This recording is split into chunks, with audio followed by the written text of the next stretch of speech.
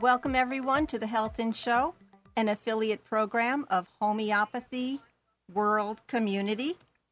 And we are having today a special guest, Renita Herman, talking about PTSD, post-traumatic stress disorder, and trauma, traumatic brain injury.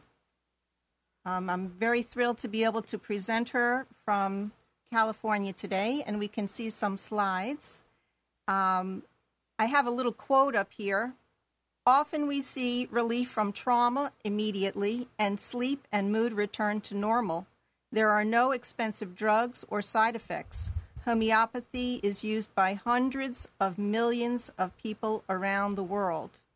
So we're going to be talking about this issue, and I want to wave hello to Dr. Deepak Sharma of the Orbits Clinic in New Delhi, India, who is now preparing for this month, the month of April, and on April 14th, he's going to have a very large conference there talking about trauma, which is the theme for the World Homeopathy Awareness Week.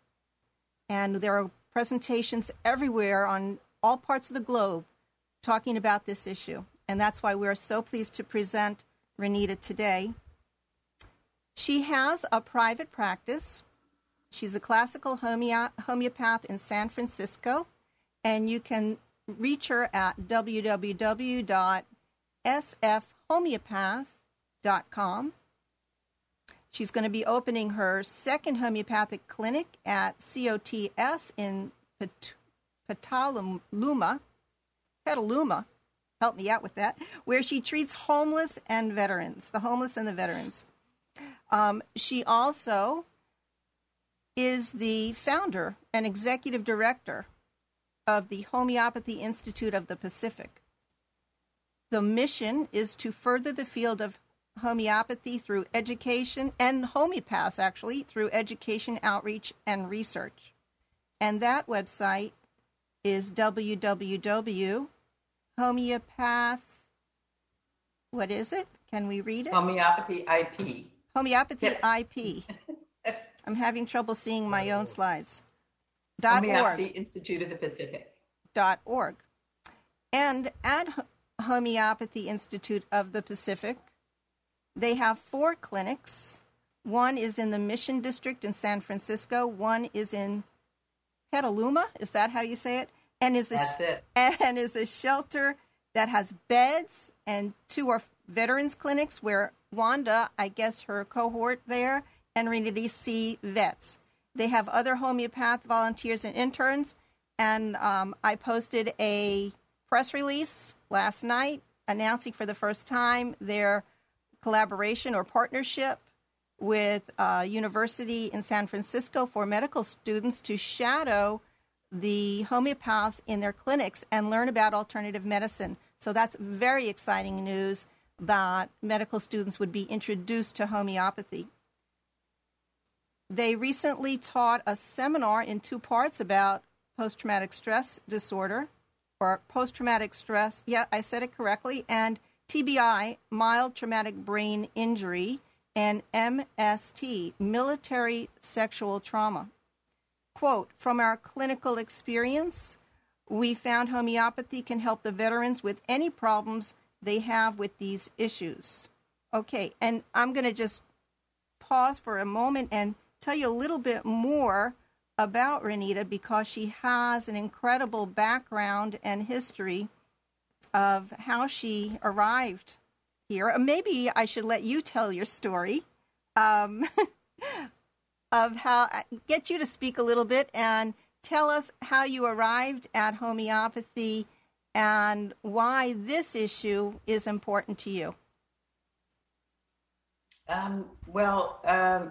It kind of just morphed into starting a clinic because I wanted experience. Who wants to, get out of school and jump into the deep end? So I started working at a clinic in the Mission Neighborhood District in 2005 in March. And in fact, our last board meeting, we were sitting there and I realized today is my anniversary. So it's been 8 years, and I started working there once a week on Monday afternoons, and and it was a very rewarding experience. I just loved it, and I realized that the people that we were treating were facing a lot of issues, and one of the issues was that they were in an aconite state, and I came to really recognize the PTSD aspect of their existence. And then about a year and a half ago, a little over a year and a half ago, I started working at the COTS Clinic, which is the Mary Isaac Center in Petaluma. COTS stands for Committee on the Shelterless. And they have beds, and there's a family area. So we treat children and women and men and families as a group. And we also treat veterans in both places. The city clinic tends to be more men. Lately, we've been seeing a lot of women. And then the one up north in Petaluma tends to be more women and children as well. But through that, we realized that we were seeing a lot of veterans. And Wanda's the president of the nonprofit, and our board members are absolutely fantastic, and we could not do this without them. And we have volunteers that are spectacular as well. We just started expanding. We started realizing how much good we were doing with the veterans, and we talked about having a full-time veterans clinic. And so right now, we're each of us are doing 2 days of veterans, just seeing veterans, and we're hoping to get more volunteers and train more people to eventually open a clinic, funding permitting. 5 days a week, so that we can see veterans on a drop-in basis, because sometimes they need help in between visits, and sometimes they can go for longer periods of time, but knowing that we're there and that they can drop in is really helpful.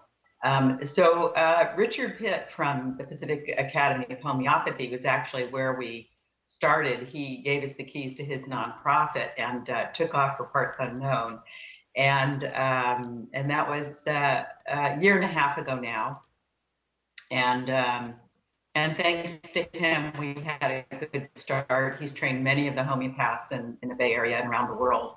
And so we started by thinking, well, okay, so we need more people to help us, because eventually we can't do volunteer work 5 days a week. So we need to take some private clients.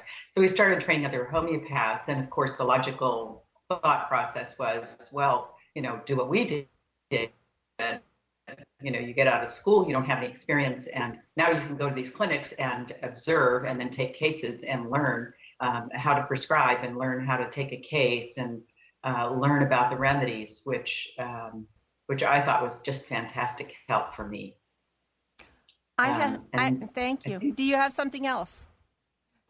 No, I think that's about it. Okay. I just didn't want to cut you off. I have posted on the chat that you have a startsomegood.com venture veterans homeopathy clinic, because your dream is to have a free clinic, and I want to let people know where they can contribute if they wish to. Also, I was reading some news this morning. It's a main story on National Public Radio about suicides for veterans of war on the NPR.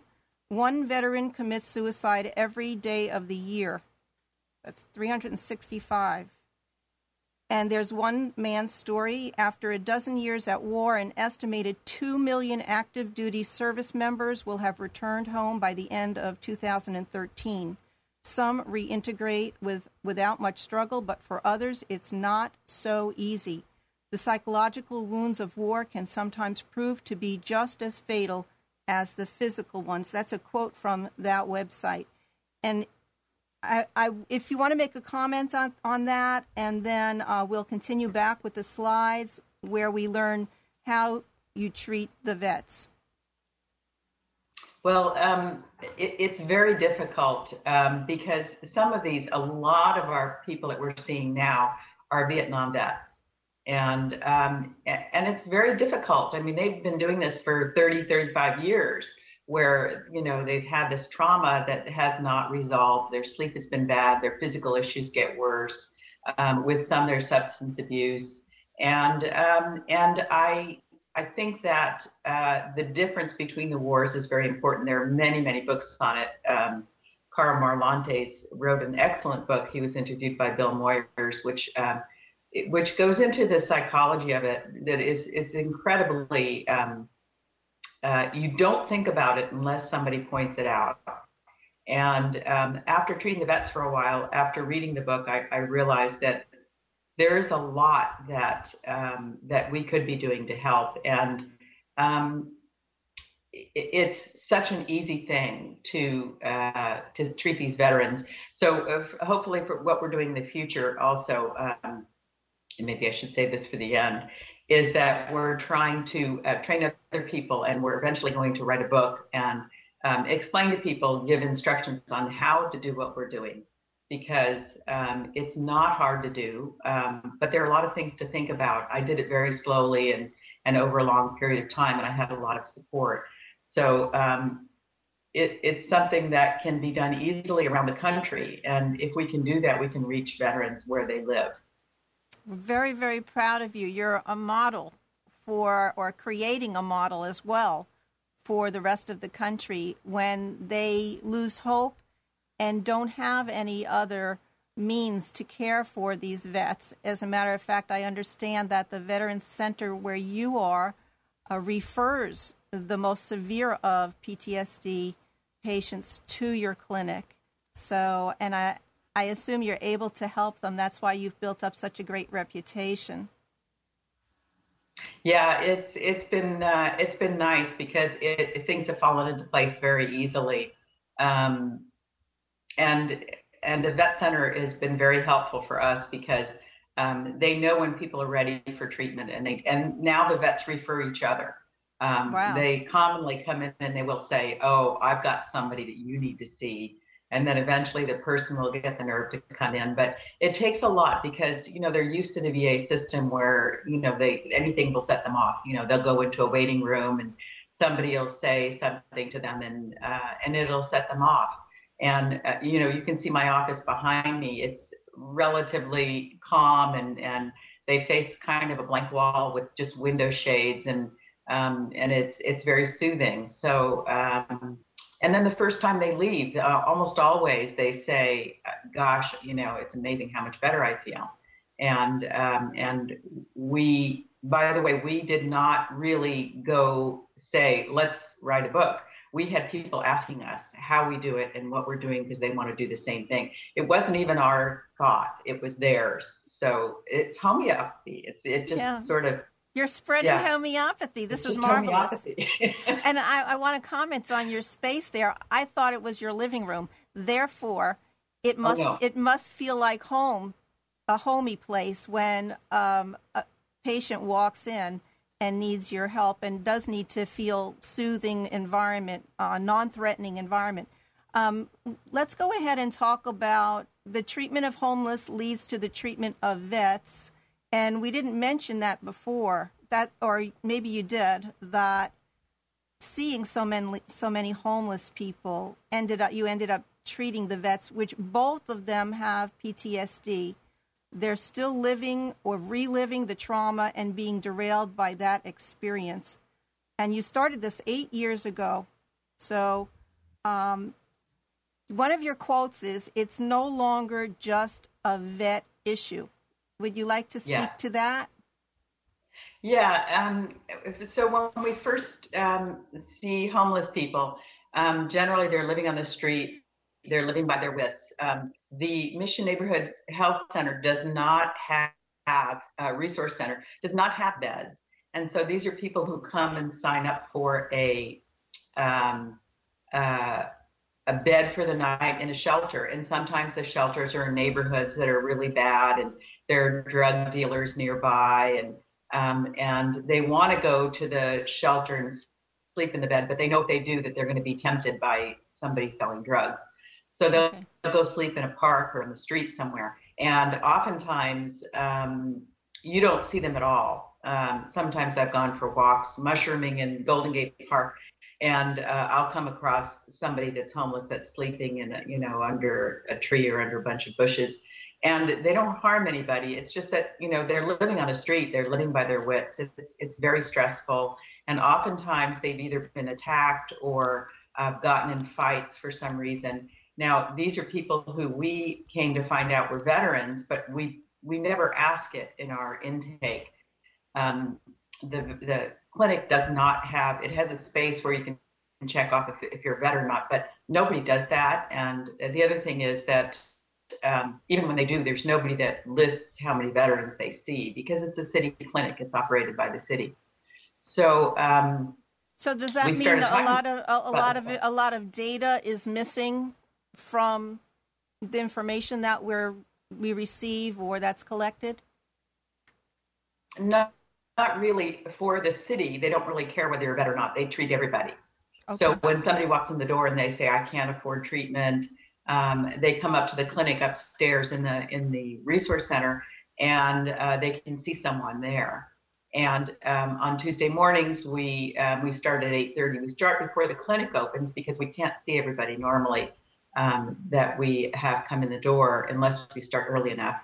And then normally the clinic closes at 12, but we go till we see everybody. And we generally don't leave till about 2 or 1:30, and when the clinic opens up again and somebody else has our offices. But we've expanded from 1 room to 3. We take over the conference room when we can, and we have volunteers and interns to help us. Thank you. So the point was that we started realizing we were seeing veterans, and so we started talking about the fact that they would come in and they would start to talk and they couldn't finish a sentence, or they were uncomfortable in their situation. They'd be kind of looking around and very nervous. And so I started giving, whether it was aconite or arnica, I mean, this was the classic case with homeless people as well. If they came in and they couldn't finish a sentence, or they were, unable to be settled enough to finish the sentence, I would give them either aconite or arnica, depending on what the situation was. And then they'd be able to finish their sentences and talk about what happened to them and where they are, and give their case. And so it became really gratifying to see this immediate change in a person's demeanor when they came in. And so as we started asking people, we started realizing they were veterans. And then subsequent to that, Melinda McGee mentioned that, we should have on our intake forms that, have you had a head injury? Because a lot of them had.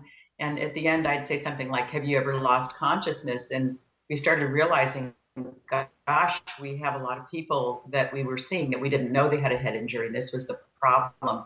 And we get to it in a roundabout way. Eventually, we see Natsal persecuta or Helleborus or something, and so we began to ask different questions because of what we learned.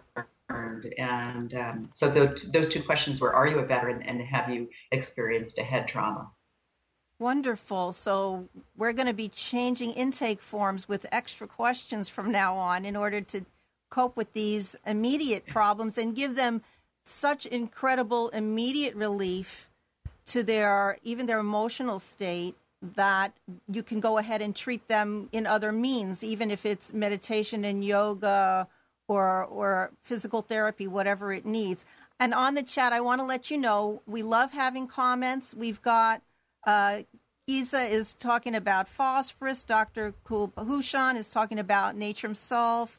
And we have lots of folks who are tuning in today. If you want to call in the United States, 919-518-9773 to talk to Renita. And we look forward to your comments. So let's continue on with the slides. PTSD is a world problem. And you're finding a whole bunch of relationships, connections, and links to these folks who come in and start opening up and talking to you about abuse, neglect in early childhood, the results of trauma suffered during war, their stories when they tell them to you, or a combination of those two things.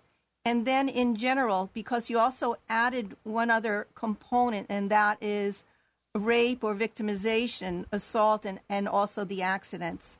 So that's a lot of deep hurts and pains that people have to cope with when they return and try to resettle into normal life.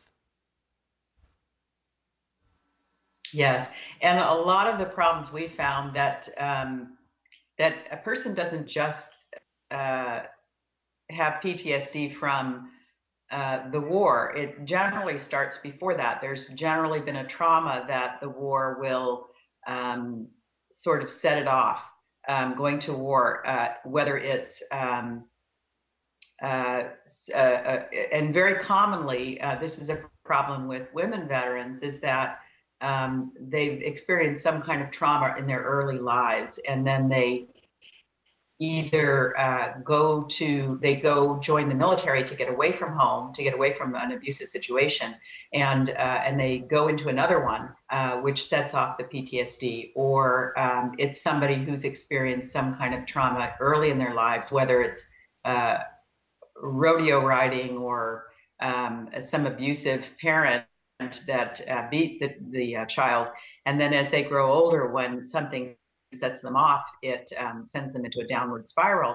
So these are things that, and it's not always the case with TBI. And by the way, MTBI is mild traumatic brain injury, where severe is death. So it sounds like it's, oh, mild isn't such a bad idea, but it really is. And and I'm just going to take a little aside here to say that children, when they have a fall or when they go to the emergency room for some reason, they should always be treated, because these are the injuries that we see the second and third time. The second time it's 3 times worse, and the third time they get a head injury, it's 8 times worse. So the brain does not resolve its own issues. You need to treat the brain. So to go back to it, the veterans very commonly have already experienced some kind of trauma and in their early lives. And as they go through the military, other things come up, and they're not really taught to deal with it. War has changed quite a bit, and many, many books are really valuable in this respect. It tells you the difference between the war, like World War I, something like 86% of men that were hit died. And now it's something like 8%. It's somewhere between 7.5% and 8% of people die when they're hit. And so now we're dealing with the injuries of war and dealing with the mental anguish of what has happened. So in a way it's good, but in a way we need to find a way to help these people back into society and be able to function in a way that they can be thanked and appreciated. And they can't do that unless they are taken care of. That's an important point. I think that love, compassion, gratitude, knowing that you have a mission and a purpose, providing self-esteem for an individual, that they're not feeling like tossed aside. And I might mention, on the announcement page on Homeopathy World Community, I have a link at the bottom to the Gary Knoll on Forgotten Veterans. There are so many thousands of veterans who are homeless, who are forgotten, or not taken care of at all.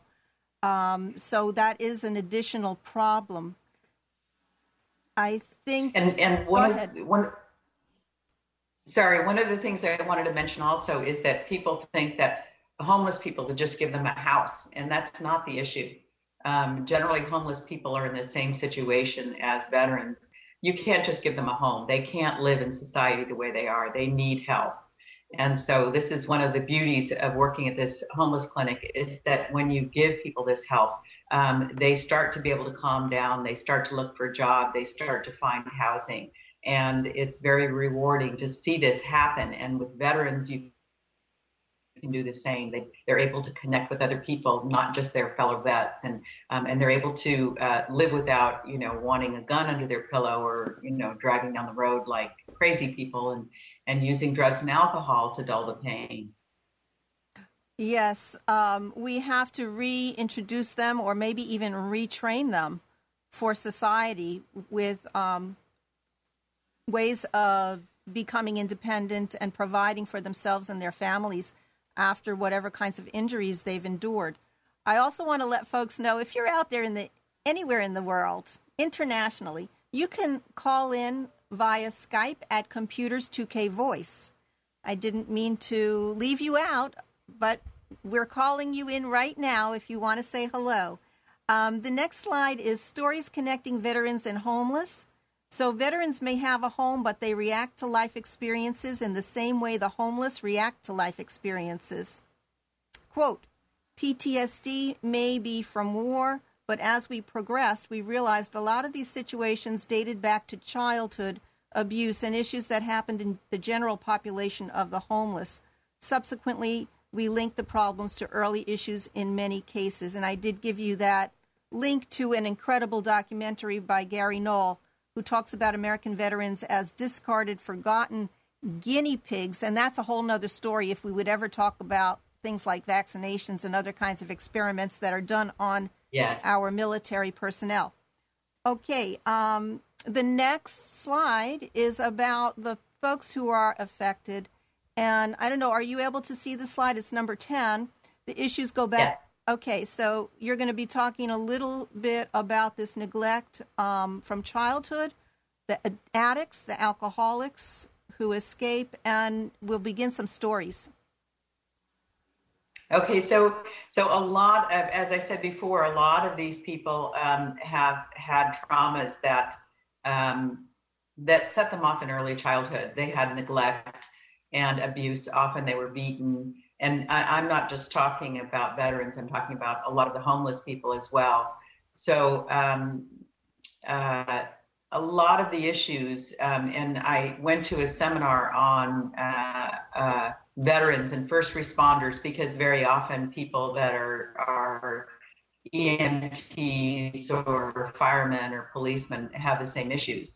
And it's very difficult for them to see trauma. I mean, PTSD can be set off by seeing a dead body, and some of the stories from the war that we've heard are just atrocious. So a lot of this goes back to when they were young children. And as we know in homeopathy, a lot of it goes back to these traumas that people have had, even things that we don't understand.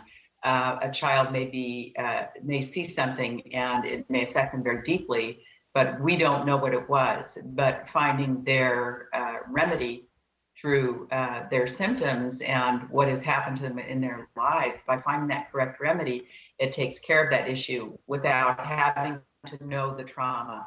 And that's one key part of it, is that we don't need to know what happened. We get the case like Nat Sulf. You know, we will come to Nat Sulf, Natrum sulfuriaticum, without having to say, did you have a head injury, a lot of times. And that's how we've kind of figured it out. We had a lot of Nat Sulf cases that we ended up finding out that they did have head trauma. Right, because let's let the folks who are new to homeopathy understand that Natrum Sulf, Nat Sulf, is a homeopathic energy remedy that is really deals with what happens to the brain, or after concussion. A person might become very depressed after such an injury. Even a person, an athlete who has in football or any other game sport, whatever you have an injury to the brain, the cells are traumatized, and that's a whole another thing. I know you know a lot about the physiology of what happens, but Natrum Sulf is a homeopathic remedy that is like the top for this kind of an injury. And Nat Sulf is great, and it's kind of funny because a lot of times, in our repertories we will come to Nat Mur and sulfur as the top two, and of course that's our first choice is Nat Sulf. But we've found out that there are many remedies, and a lot of it comes down to really observing the person. And a good story about that is I had this man who was very large, and he had grown up in San Francisco, And when I say very large, he was kind of, I had to look way up to see him.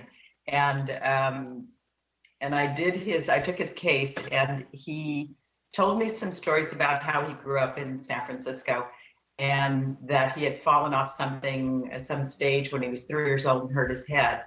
And as I talked to him, I thought, okay, he had a lot of grief. He got into drugs and alcohol. And I gave him that salt, and he came back, and there was no change. He was very upset. He was almost suicidal because he had been told he had to do something that he didn't want to do. He was very shy and very upset about this, that he had to go in front of a lot of people and speak.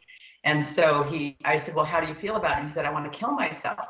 And I was shocked to hear that this remedy hadn't helped him at all. And just as an aside, a couple of times I'd ask him, well, what was it like when you were going to school? Did you like school? And he said, I don't remember. So sometimes you can, not on purpose, but you can get a person to remember something. They'll say, I don't remember. And then you find out that they really do. But this man didn't remember. And when he started talking about how upset he was, he started stuttering. Mm-hmm. And he just became very childlike. And of course, that's Cicuta verosa. And I gave him a dose of Cicuta. And the following week, as I'm walking out of the clinic, we've closed up, and he has, I can only see him when I stay late. We have a lot of clients that day. And he came bounding into the clinic with his fists raised in the air, and he was pumping his fists and saying, I did it, I did it. What did he do? Said, what did you do? He said, I nailed it. I did exactly what I was supposed to do. He had to get up in front of a bunch of people and talk for a certain number of minutes without having a clock and without having notes. And because of this remedy, he got the confidence, and he was able to access his confidence and go in there and talk for this 15 minutes, I think it was, or 20 minutes, about a subject, and in front of a bunch of people without any notes. And he did really, really well after that. But it's finding the right head trauma remedy sometimes. And there are so many to choose from. And one of the things that you're just bringing up is everybody remembers that when you get a head injury, you can have amnesia. They've made so many famous movies about people who have been in war, had a trauma from an explosive device, or stand on a landmine, or fall from their vehicle, or whatever it might be. And then there's a romantic love story because they had amnesia. They don't remember who they, were married to, or their family, or whatever. And so we have homeopathic remedies that actually address the memory factor. Yeah, and sometimes I've had a vet that a smell set her off. She said whenever she smelled a particular thing, it brought her back to that experience. And so it's sometimes little things can bring you back, little sensory overload things. And this is one of the reasons why we do need to use Nux a lot, and we also need to use the head trauma remedies. It's very interesting because the remedies can change very quickly. They go through phases like peeling the classical onion that we always talk about in homeopathy. These layers come off very rapidly, and we have to really keep track of what's going on with them, and recognize that they're moving through situations. Yeah, homeopathy is absolutely amazing. Yes, it is. And, we've been talking all this time. We didn't really make a clear definition. And so we have that PTSD. Maybe you want to say a little bit more about it, how it shows up clinically, and what the physical changes are in the brain. Do you think we have a one-liner for that? Well, I can give you a couple of little things. PTSD can be set off by many different things. Seeing body bags, seeing a car accident can often set off children if they see a dead body. But with veterans, it can be a number of things. It can be that, friends of yours have died that were standing next to you. oftentimes it'll be explosive anger. And people will say, I don't have PTSD. And many, many vets will say this, I don't have PTSD, or that's not me. But we will see explosive anger, lack of sleep. Those are the two classics for us. And then a lot of other little things, panic attacks, I have that a list, kind of. Yeah, I have a list of those things. Yes. And so a lot of drug and alcohol abuse. The sad thing about the drug and alcohol abuse is that when people are dealing with something they can't handle, they will turn to drugs and alcohol. And more men tend to turn to drug and alcohol abuse and not talk about it, whereas women will seek help. And so women, the numbers for women are worse, but women also are experiencing more sexual abuse. And so the drug and alcohol abuse is very distressing because if they get caught, they get discharged dishonorably and they can't get benefits, which they're the very people that need the benefits. So, and right. I do want to say here that it's very difficult. Most of the veterans will come in and talk about the VA in a very derogatory manner.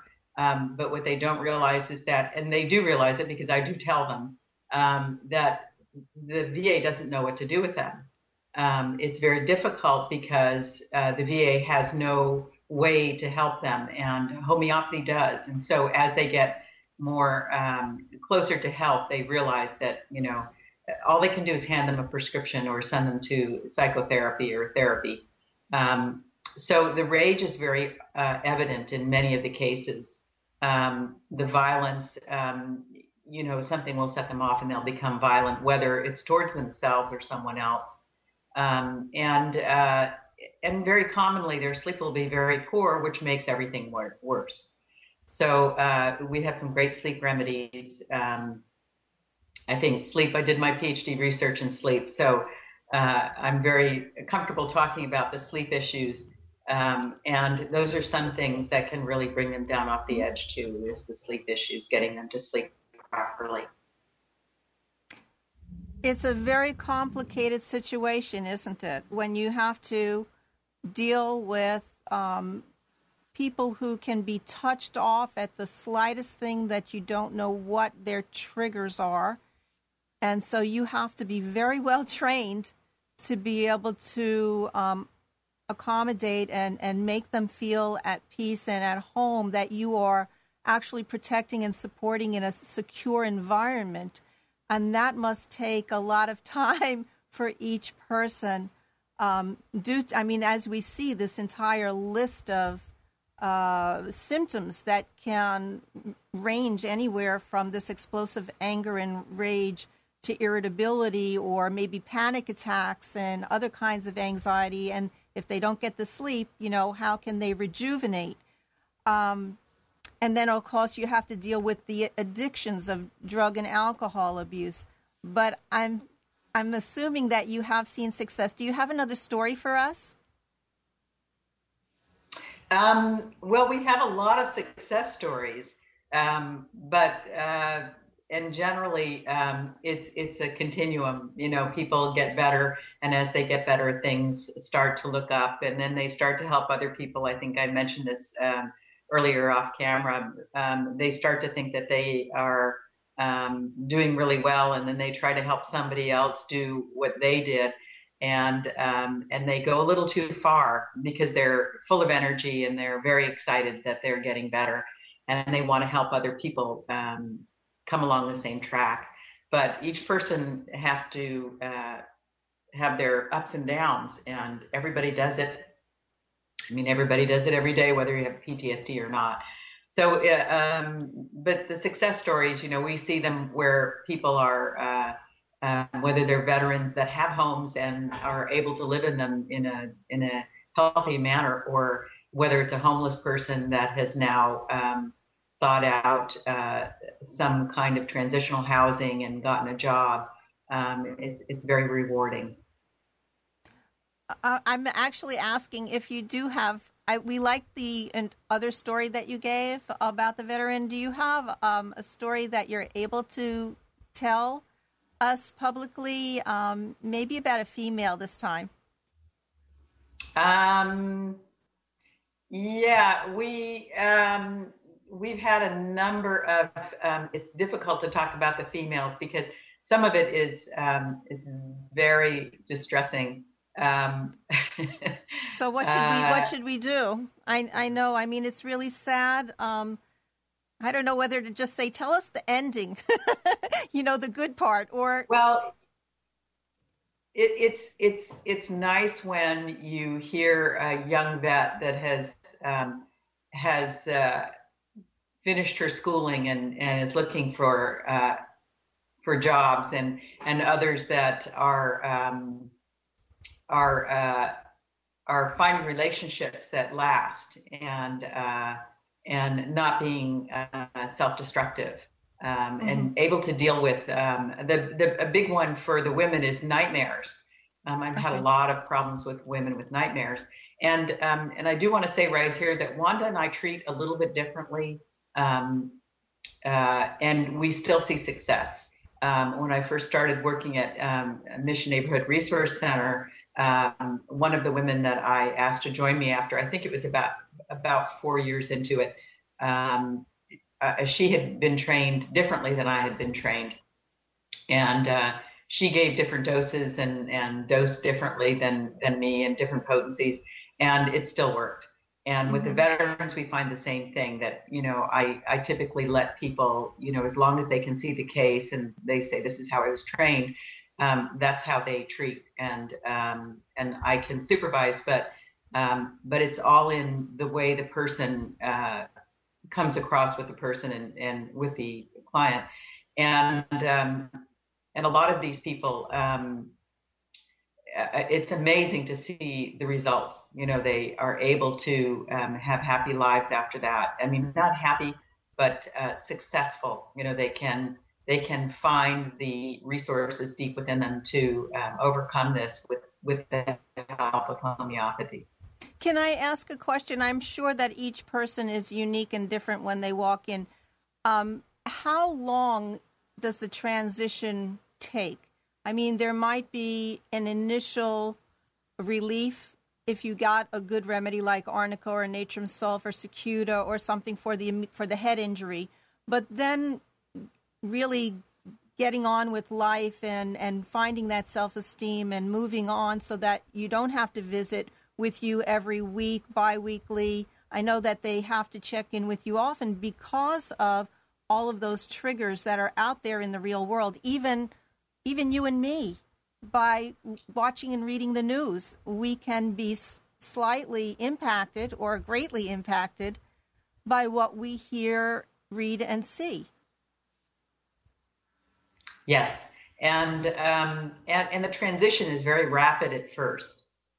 You give arnica or aconite, and you see them able to finish their sentences and able to convey what they need to convey. And then the next time they come in, they tell you that their sleep is better. And the next time after that, they say they contacted someone in their family. And this is a really big issue. This is when I know they're getting better, is when they say, I called my mother. I haven't talked to her in 30 years. She was abusive, but she was my mother. Or my father, I hadn't talked to him. Or my brother that lives here in town, I haven't talked to him in 20 years. And so that's a good sign. But it's like the onion, now you're getting to the deeper layers. And then eventually you work your way through the grief and you work your way through the trauma. And, I'm not sure if we probably don't want to talk about remedies right now, but we do see a constellation of remedies that are very effective. Oh, But I think people are waiting to hear about the remedies, Renita.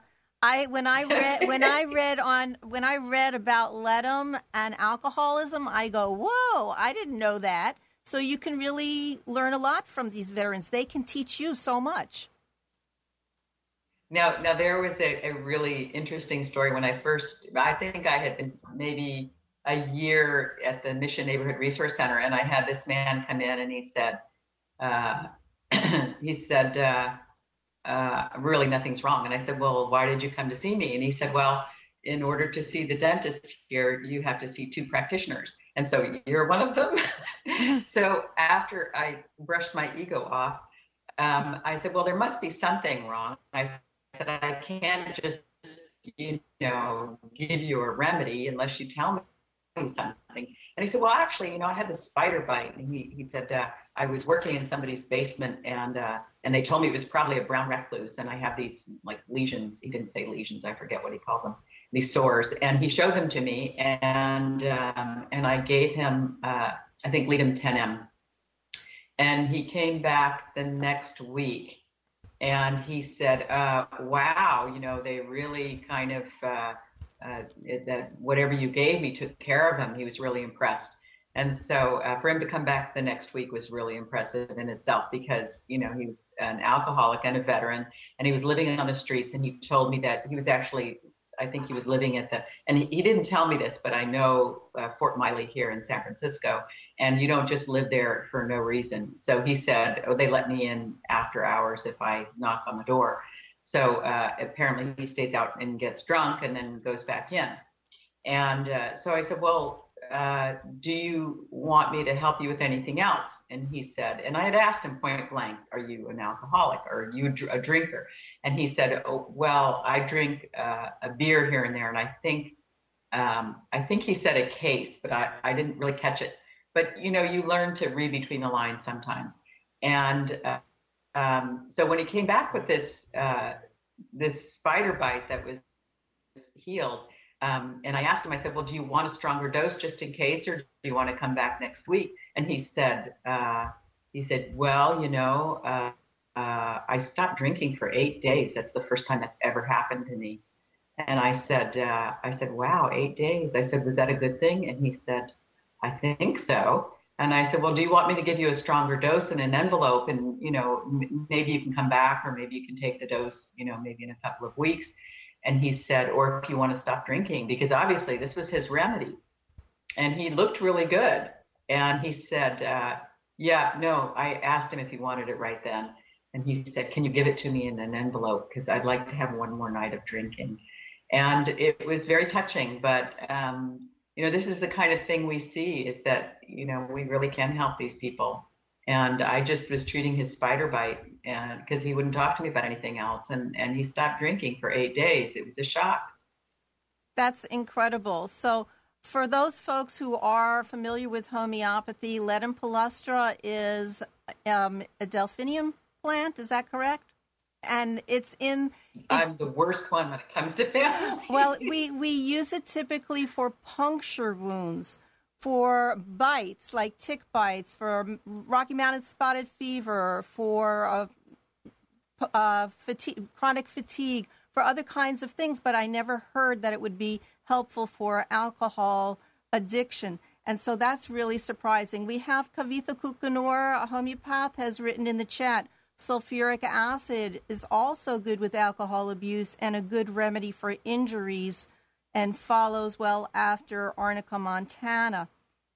We only have like 10 minutes left, and I have lots of announcements. Let's finish up with our slides and see how we go. And I know people give us feedback. I know that you really want her back to teach us a lot more about concussions, brain injury, and PTSD. So the pathological changes that I know you work closely with physicians, and typically they're giving blood pressure medications, SSRIs, sleep medications, other kinds of drugs that homeopaths consider suppressive of the symptoms, which makes it a little bit harder to take a case. But we always work in tandem with a physician to monitor the drugs. The next slide, it was just a little bit more about, you could probably do a whole show about what sets them off, what the office setting should be like, what sets them off, how they talk is very interesting, assessing their physical pain levels, and probably you have some sort of a feedback chart for them to monitor how they're doing, or for you to monitor when you're doing a management of the case. Then all about the selection of remedies, a huge probably a whole day you could talk about dosing and the case management. And you did mention immediate relief, which would help them to come back again. The next, you want to say something? Or do you want me to? I'm saying let's be positive. Yeah, no, you did great. I mean, that's right from our notes. It's what we taught in our seminars, that you really have to assess what your setup looks like. You know, you want to make sure it's quiet. You don't want loud noises setting people off. You want to make sure that you recognize when the person comes in all hunched over and talking in a very low voice, when the next time they come in and their head's up and they're smiling, that you've got a successful remedy. You have to be able to assess everything.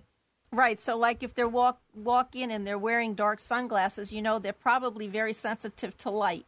So these are things that homeopaths know immediately how to observe. Okay, so now we're learning more about post-traumatic stress and care of the needs of those who are suffering. You always like to end a session, most likely, on a very positive note.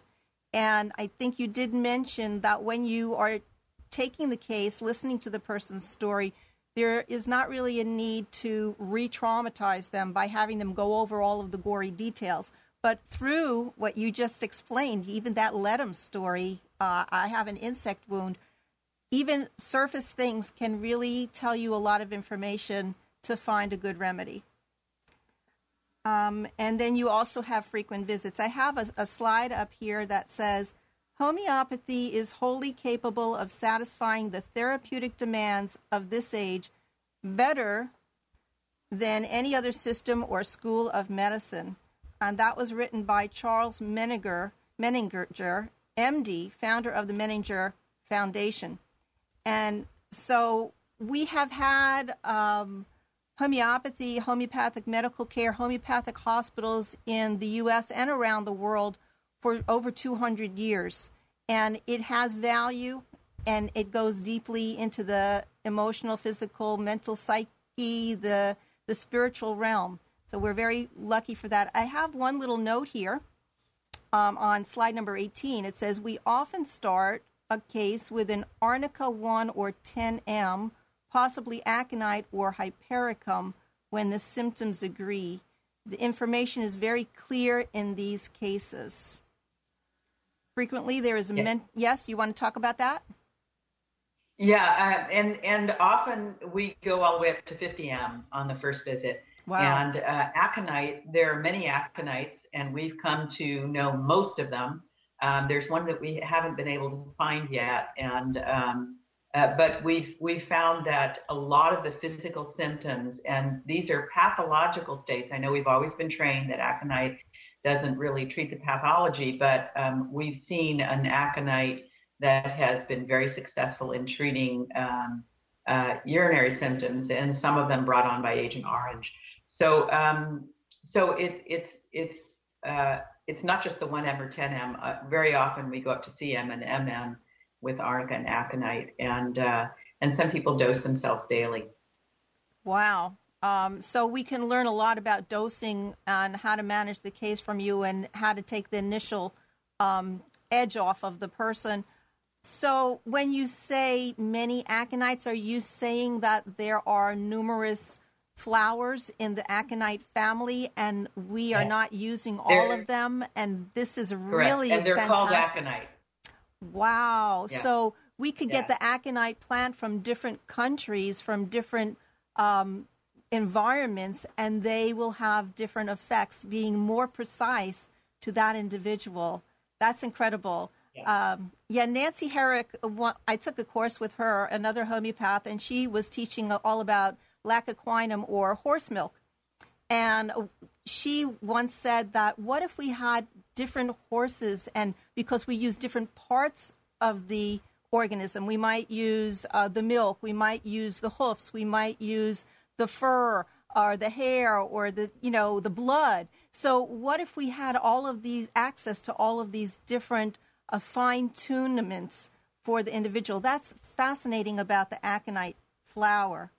Okay. Well, the other thing is that I from my training, I learned about that if you use a part of a bird, you can use the blood of a falcon or the feather of a falcon or the nest of the falcon, and you get the same results.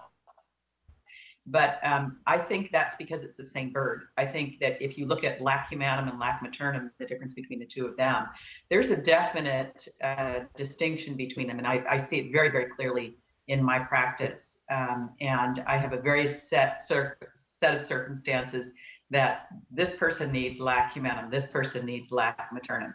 And if all mother's milk was the same, then it wouldn't make a difference. So obviously there is a big difference.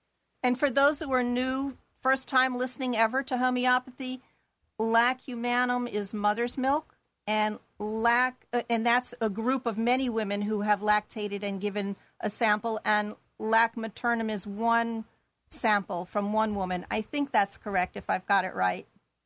It's partially correct. Lac humanum is middle milk, and the lac maternum is not just the colostrum, but the middle milk and the hind milk, not the hind milk, the involuted milk, which is the end of the nursing, when the mother stops nursing, because it has a lot of nutrients at the beginning and the end. And milk is very geared towards that particular baby. And the phase at which you take the milk is also dependent. So lac maternum is from different kinds of milk from the same mother, as well as from 9 different mothers. Whereas the lac humanum is just the middle of the milk and in one mother. Fascinating. We have so much to learn together.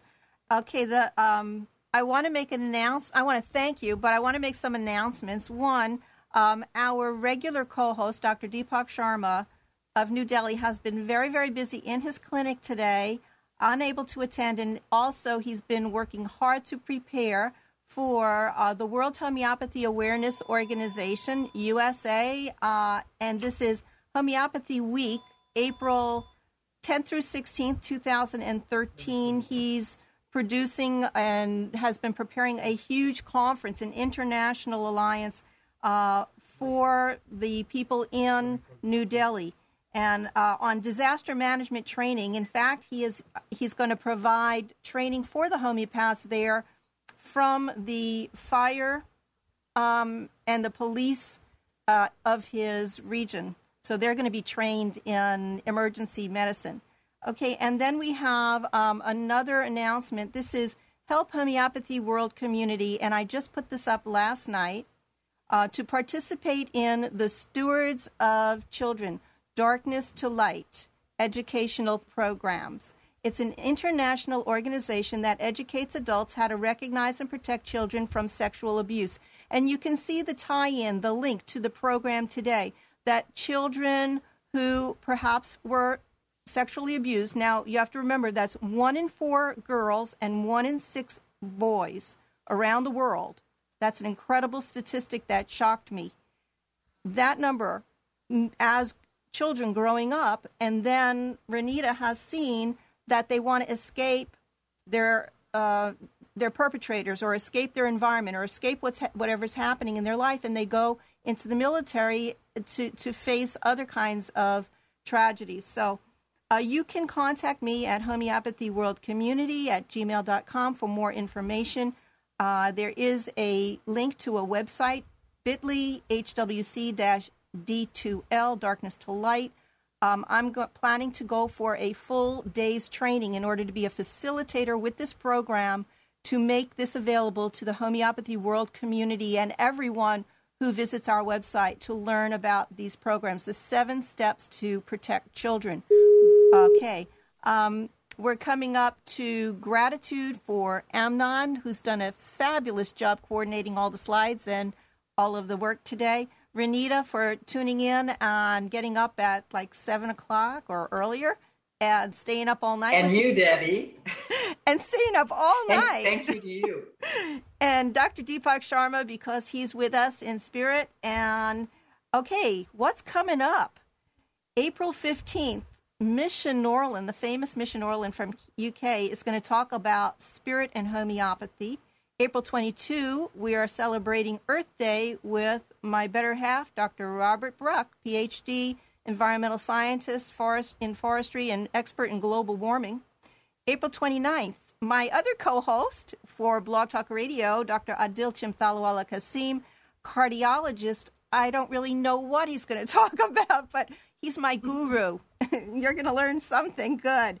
May 6th is a longtime friend, Phyllis Georgic, a naturopath I think she's in Pennsylvania, going to talk about getting back to health naturally.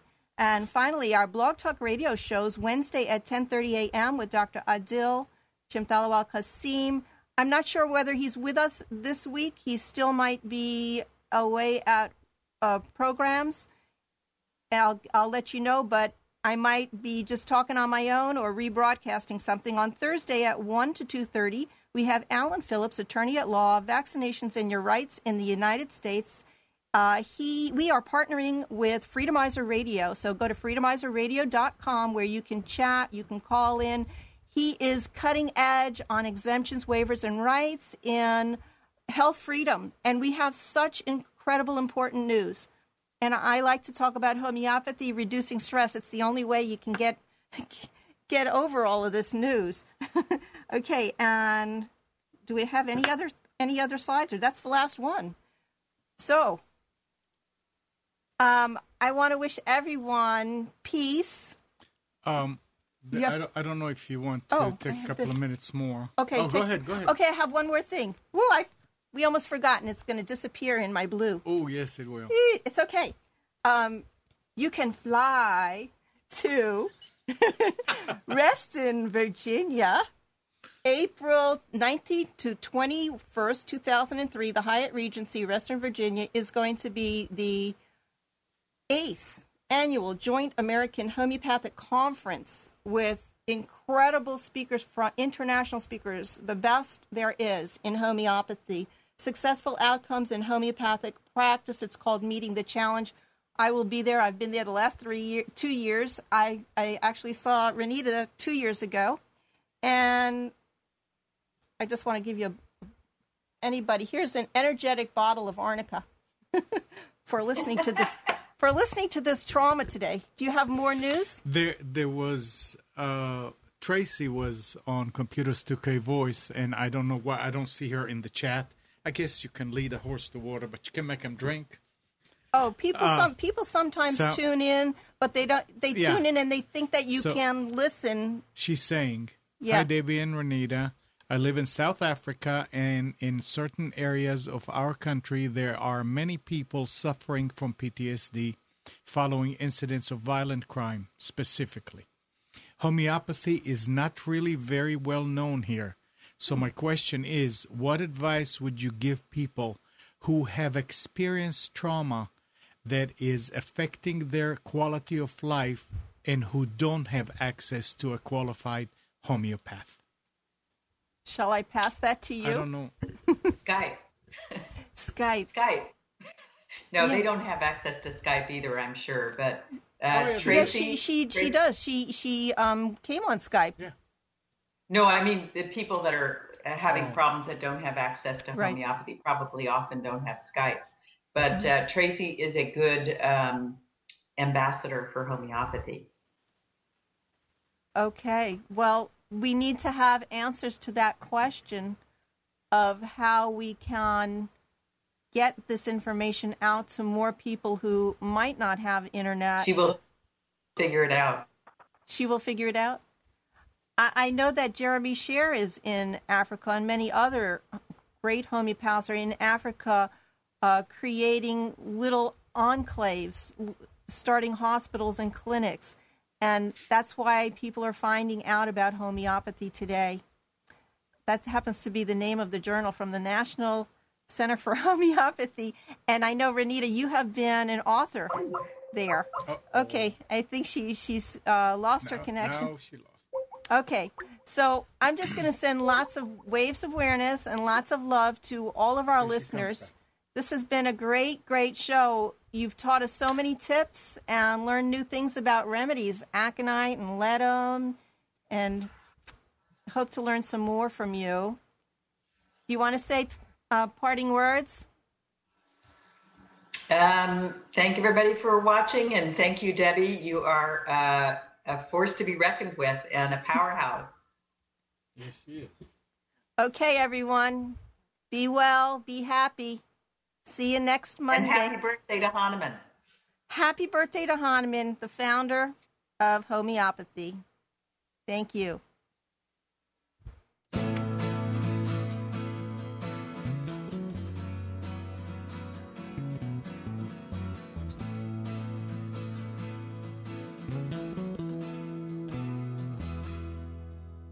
You are tuned to the Nissan Communications Network. Our weekly lineup of call-in programs includes Computers 2K Now with Amnon Nissan, Sundays 9 a.m. till noon. Carrie's Psychic Cafe with Carrie Silkowski, Sundays 8 till 9 p.m. Health Inn with Debbie Bruck, Mondays 11 a.m. till noon. Breaking Free with Marilyn Shannon, Mondays 8 till 9 p.m. One Chic Mama with Mary Michelle, Wednesdays 4 till 5 p.m. Reawaken Your Brilliance with Julie Seibert, Wednesdays 9 till 10 p.m. And if you tuned in too late, you can always watch each program in its entirety or download an MP3 audio file of it at www.nissancommunications.com. Sponsored by thatvidblasterguy.com, carolinaapparel.com, and deltaforce.net.